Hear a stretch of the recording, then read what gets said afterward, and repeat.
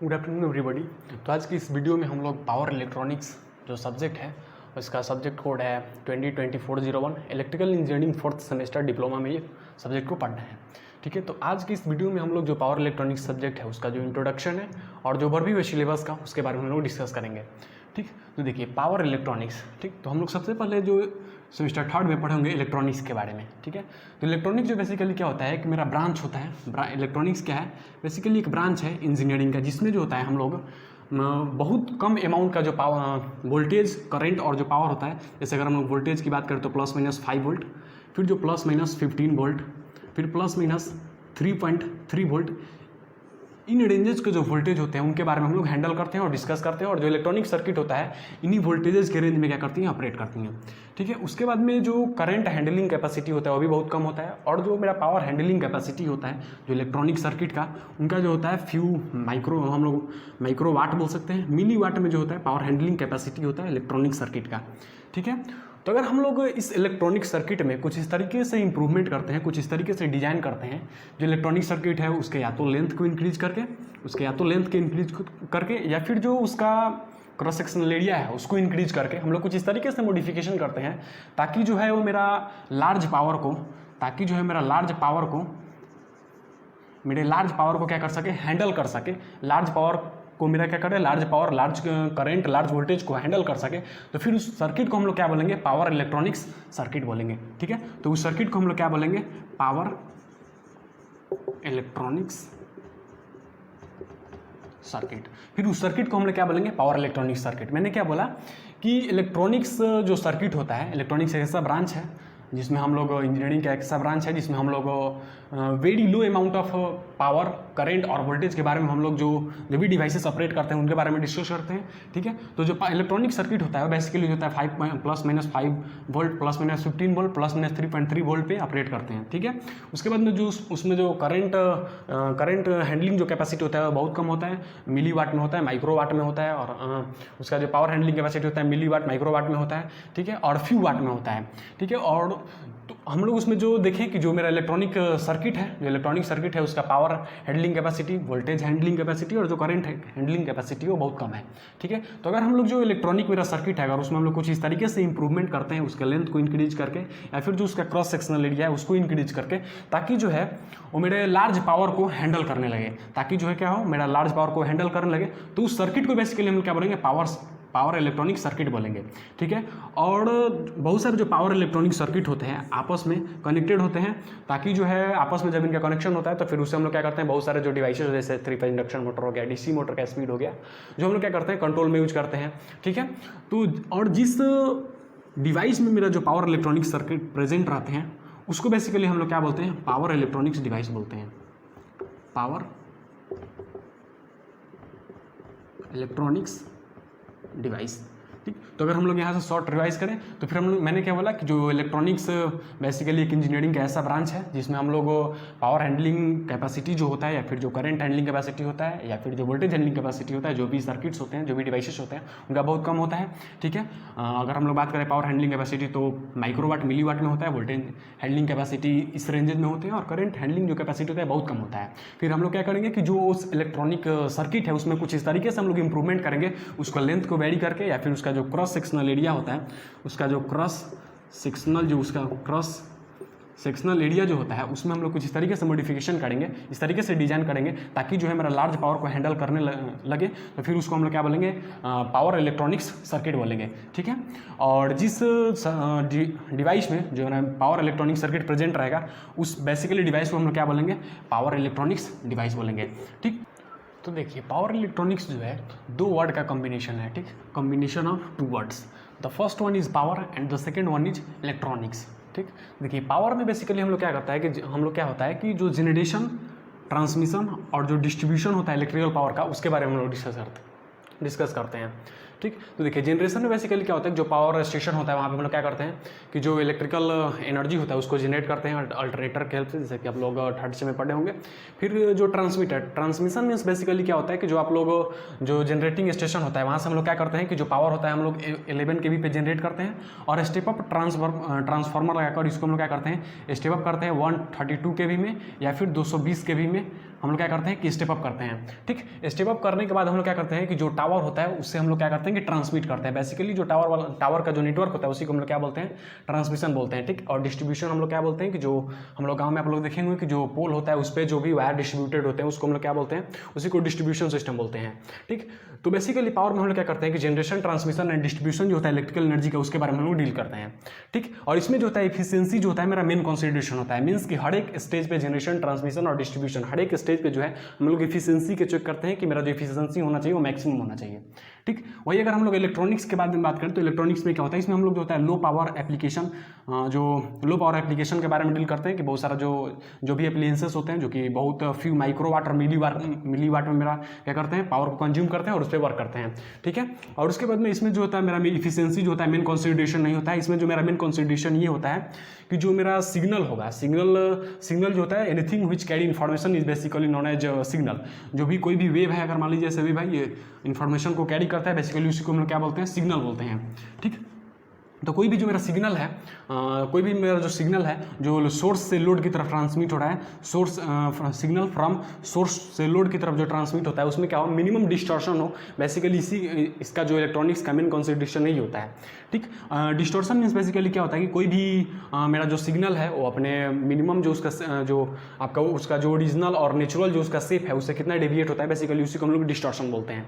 ठीक, तो यहाँ पर हम लोग पावर इलेक्ट्रॉनिक्स को समझ लिए। अब हम लोग आते हैं यहाँ पे पावर इलेक्ट्रॉनिक्स। ठीक, तो देखिए पावर इलेक्ट्रॉनिक्स जो है दोनों वर्ड का कॉम्बिनेशन है। तो यहाँ पे देखिए पावर इलेक्ट्रॉनिक्स बेसिकली क्या है, एक ऐसा सब्जेक्ट है जो कि डील करता है कि application of electronic circuit, means electronic जो सर्किट होता है जो कि बहुत कम वोल्ट पे ऑपरेट करता है, बहुत कम वोल्ट पे ऑपरेट करता है, बहुत कम पावर पे ऑपरेट करता है, और उसका जो पावर हैंडलिंग और जो करंट हैंडलिंग, वोल्टेज हैंडलिंग जो कैपेसिटी होता है बहुत कम होता है। उससे हम लोग क्या करते हैं कि जो पावर इलेक्ट्रॉनिक्स जो डिवाइसेस होता है उसको हम लोग क्या, जो मेरा जो पावर हैंडलिंग कैपेसिटी जो बहुत ज़्यादा बड़े बड़े जो डिवाइसेस होते हैं उसको हम लोग क्या करते हैं, कंट्रोल करते हैं।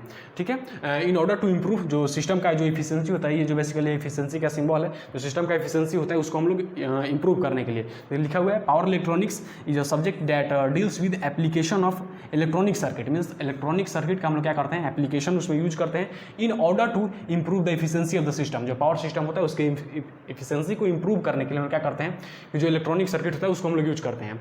ठीक, तो देखिए इलेक्ट्रॉनिक सर्किट जो होता है, इलेक्ट्रॉनिक सर्किट का जैसे कि हम लोग जानते हैं कि जो वोल्टेज हैंडलिंग कैपेसिटी और करंट हैंडलिंग ये सब कुछ जो होता है उसका लो होता है।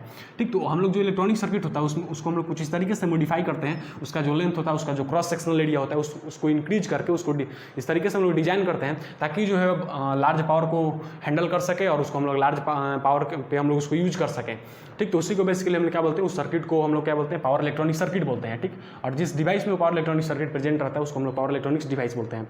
ठीक, तो आगे का जो देखिए, तो हम लोग को पढ़ना है क्या, पावर इलेक्ट्रॉनिक सिस्टम। ठीक है, तो पावर इलेक्ट्रॉनिक सिस्टम का बेसिकली क्या है, मेरा एक ब्लॉक डायग्राम है। ठीक है, ब्लॉक डायग्राम के थ्रू से हम लोग समझते हैं। देखिए सबसे पहले मेरा क्या होता है, ये पावर कन्वर्टर सर्किट होता है जो कि बेसिकली क्या करता है, पावर कन्वर्टर सर्किट जो होता है बेसिकली जो हम लोग इनपुट सिग्नल देते हैं उसको इस तरीके से कन्वर्ट करता है ताकि जो है उस फॉर्म में कन्वर्ट करता है जिस फॉर्म में मेरे को लोड को रिक्वायर्ड होता है। ठीक है, जैसे मान लीजिए कि हम लोग यहाँ पे AC देते हैं और अगर मेरा लोड को अगर DC चाहिए होता है, ठीक है, तो ये क्या करेगा, AC को कर देगा, DC में कन्वर्ट कर देगा। ठीक है, चलिए अब हम आगे देखते हैं। ठीक है, तो ये मेरा हो गया पावर कन्वर्टर सर्किट का काम। उसके बाद में क्या है, लोड है। लोड बेसिकली जो होता है कोई भी इलेक्ट्रिकल एप्लीकेशन जो कि पावर को कंज्यूम करता है, इलेक्ट्रिकल पावर को, उसको हम लोग लोड बोलते हैं। तो लोड मेरा यहाँ पे मोटर हो सकता है, इंडक्शन, या फिर मेरा मोटर हो सकता है, DC मोटर हो सकता है, 3 फेज इंडक्शन मोटर हो सकता है। ठीक है, उसके बाद में ये मेरा है कंट्रोल सर्किट। देखिए कंट्रोल सर्किट बेसिकली क्या करता है कि जो फीडबैक सिग्नल आ रहा है लोड की तरफ से, ठीक है, और जो हम लोग ये इनपुट में जो रेफरेंस सिग्नल दे रहा है, दोनों को कंपेयर करता है। कंपेयर करने के बाद में क्या करता है कि कंट्रोल सिग्नल को जनरेट करता है और कंट्रोल सिग्नल को जो होता है बेसिकली क्या करता है, पावर कन्वर्टर सर्किट को देता है। ठीक है, तो देखिए जो मेरा मेन सोर्स होता है, मेन सोर्स या तो मेरा वोल्टेज हो सकता है, नहीं तो करंट फ्रीक्वेंसी हो सकता है, या फिर और भी जो भी मेरे को सिग्नल की हो सकता है रिक्वायर्ड है वो जो होता है signal as a main source हो सकता है मेरा। ठीक है, और ये जो होता है या तो AC हो सकता है, नहीं तो DC हो सकता है। ठीक है, तो देखिए सबसे पहले यहाँ पे क्या होगा, अगर हम हम लोग एग्जाम्पल के थ्रू एक अगर कंसिडर करें तो देखिए सबसे पहले हम देख लेते हैं ये इसका जो जितना भी यहाँ पे कंपोनेंट है सबका एक बेसिक डिफिनेशन देख लेते हैं। देखिए मेन सोर्स बेसिकली क्या होता है, मेन सोर्स जो होता है मेरा एसी भी हो सकता है या फिर डीसी भी हो सकता है, एसी या डीसी वोल्टेज करंट फ्रीक्वेंसी या फिर कुछ भी हो सकता है, ठीक है। और लोड मेरा बेसिकली क्या होता है, कोई भी जो मेरा इलेक्ट्रिकल कंपोनेंट होता है जो कि क्या होता है पावर को कंज्यूम करता है उसको बेसिकली में लोड बोलते हैं, ठीक है। एग्जाम्पल में हम लोग डीसी मोटर हो सकते हैं या फिर 3 फेज इंडक्शन मोटर हो सकता है, ठीक है। उसके बाद में अगर हम लोग देखें तो यहाँ पे क्या कंट्रोल सर्किट है। कंट्रोल सर्किट बेसिकली क्या होता है, फीडबैक सिग्नल। ये मेरा जो फीडबैक सिग्नल जो सिग्नल लोड की तरफ से आ रहा है उसको हम लोग क्या बोलेंगे, फीडबैक सिग्नल, ठीक है।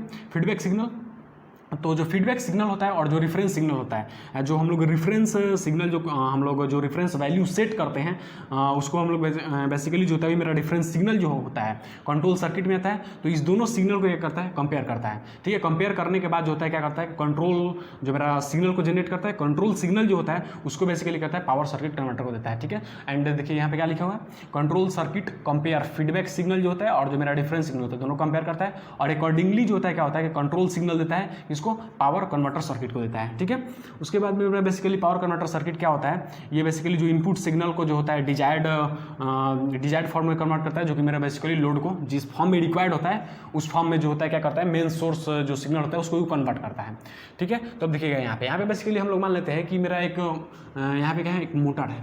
मोटर को स्पीड को मेरे क्या करना है, स्पीड को बेसिकली कंट्रोल करके 400 आरपीएम पे क्या करना है, आरपीएम पे हम लोग को लाना है, ठीक है। तो देखिए मान लीजिए मेरा जो 400 आरपीएम है ये मेरा क्या हो गया, रेफरेंस वैल्यू हो गया। तो एज रेफरेंस सिग्नल हम लोग क्या देंगे, 400 आरपीएम, ये मेरा क्या हो गया, रेफरेंस वैल्यू हो गया। अब देखिए यहाँ से हम लोग जो स्पीड कंट्रोल होता है मोटर का उसको हम लोग जो होता है VYF टेक्निक से, मान लीजिए हम लोग जो स्पीड कंट्रोल कर रहे हैं मोटर का VYF टेक्निक से कर रहे हैं, ठीक है। तो देखिए हम लोग यहाँ से जैसे ही इनपुट में देंगे वोल्टेज और फ्रीक्वेंसी जो देंगे, ठीक है, तो पावर सर्किट कन्वर्टर जो होगा ये मेरा जो मोटर होगा डीसी मोटर होगा, ठीक है। तो डीसी मोटर होगा तो इसको डीसी रिक्वायर्ड होगा तो उसको डीसी में कन्वर्ट करेगा, ठीक है। और फिर डीसी में कन्वर्ट करेगा उसके बाद में इसका जो है ये क्या करना है, रोटेट करना स्टार्ट कर देगा। रोटेट करना स्टार्ट हो जैसे ही सिग्नल इसको मिलेगा आउटपुट सिग्नल, ये रोटेट करना स्टार्ट कर देगा। रोटेट करना जैसे ही स्टार्ट करेगा तो जितना इसका स्पीड होगा एज ए फीडबैक सिग्नल के थ्रू कंट्रोलर में कंट्रोल सर्किट में आएगा। तो कंट्रोल सर्किट बेसिकली जितना स्पीड आ रहा है उसको मेजर करेगा। अगर मान लीजिए कि 300 आरपीएम जो है यहाँ से इसका स्पीड है, करंटली जो मोटर का स्पीड है मेरा कितना है, 300 आरपीएम पे ये रोटेट कर रहा है, ठीक है। 300 मेरा आरपीएम पे रोटेट कर रहा है, ये जो है फीडबैक सिग्नल के थ्रू से कंट्रोल सर्किट में आया। लेकिन हम लोग रेफरेंस हम लोग को कितना करना है, 400 आरपीएम पे करना है, ठीक है। तो मेरा अभी कितना स्पीड कम है, मेरा जो स्पीड कम है कितना है, 100 आरपीएम मेरा जो स्पीड है वो मेरा कम है। तो ये क्या करेगा, जो कंट्रोल सर्किट है वो बेसिकली मेरा कंट्रोल सिग्नल को जनरेट करेगा, ठीक है। और उस कंट्रोल सिग्नल को जो है पावर कन्वर्टर सर्किट को देगा, ताकि जो है पावर कन्वर्टर सर्किट जो है मेरा क्या करे, जो मोटर का स्पीड है उसको 100 आरपीएम से और इंक्रीज करे, ठीक है। और उसको कितना पे लाए, जो मेरा डिफरेंस वैल्यू सेट है 400 आरपीएम, इस पर मेरा उसको सेट करके ला दे, ठीक है।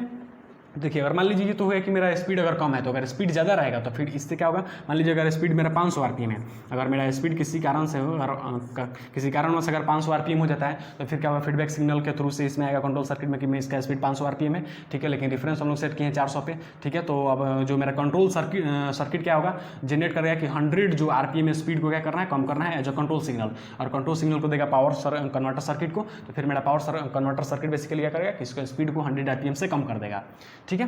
तो ये देखिए ये जो बेसिकली मेरा क्या होगा, control power electronics system basically ये हो गया, ठीक है। अब देखिए यहाँ पे जो बोलते हैं चोपर भी बोलते हैं, डीसी टू डीसी कन्वर्टर को जो जिस सर्किट सेल्फ से basically the circuit which is use to convert fix DC into variable DC, basically it is known as chopper, उसको हम लोग क्या बोलते हैं, चोपर बोलते हैं, ठीक है। तो चोपर बेसिकली उसको हम लोग कहाँ पे यूज़ करते हैं, कि बैटरी ड्रिवन जो व्हीकल्स होते हैं और जो डीसी ड्राइव होता है बेसिकली हम लोग वहाँ पे यूज करते हैं, ठीक है। और जो the third classification is basically AC to AC converter, ठीक है। तो AC to AC converter is further divided in 2 parts. The first one is AC voltage regulator, ठीक है। तो एसी वोल्टेज रेगुलेटर में क्या होता है कि इसमें जो होता है इनपुट फ्रीक्वेंसी और आउटपुट फ्रीक्वेंसी जो मेरा होता है वो सेम होता है, ठीक है। और इस टाइप का जो सर्किट होता है उसको हम लोग कहाँ पे यूज करते हैं, used in speed control of fan and pump. जो फैन होता है सीलिंग फैन और जो पंप होता है उसको उसमें जो स्पीड कंट्रोल होता है उसमें जो होता है बेसिकली हम लोग एसी वोल्टेज रेगुलेटर का यूज करते हैं, ठीक है। And its second classification is basically cycloconverter. Cycloconverter basically input frequency is not equal to the output frequency and we use such type of mechanism और circuit in we can say VYF control of slow speed large AC drive में जो होता है ये जो control technique होता है हम लोग इसको यूज करते हैं, ठीक है। And the last classification is DC to DC converter which is basically also known as inverter, जिसको कि हम लोग इन्वर्टर भी बोलते हैं। And the inverter is basically used in UPS uninterrupted power supply and it is also used in wind power plant, solar power plant. Solar plant पर हम लोग क्या करते हैं, इसको यूज करते हैं।